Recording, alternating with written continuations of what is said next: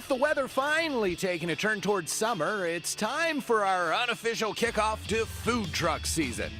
The State House always brings a nice crowd, and we'll start with Miggy's Taco Truck, serving their specialty. The favorite which brought us to this position here is our fried corn tacos. The shell gets quickly fried to give it that crunch.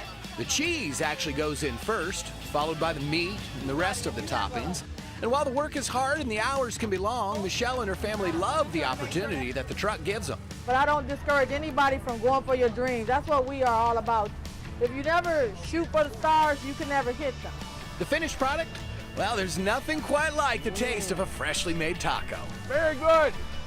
Over to our next stop, Chicky Waffle. We batter boneless chicken tenders in waffle batter.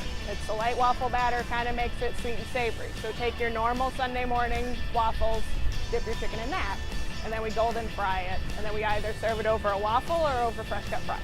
They also fry up shrimp and even Oreos in their signature waffle batter. And don't forget about those dippers. We make our custom-made sauces. We have 5 sauces. They're all maple-based. I gave the spicy maple a try. Nice kick to it. Woo! Oh, it got a kick to it. This food truck season is already off to a nice start. Maple syrup with a kick. For this week's Best Bite, Woo! I'm Phil Kelly. It's not too bad. Butter! Oh, very good, very good. Messy.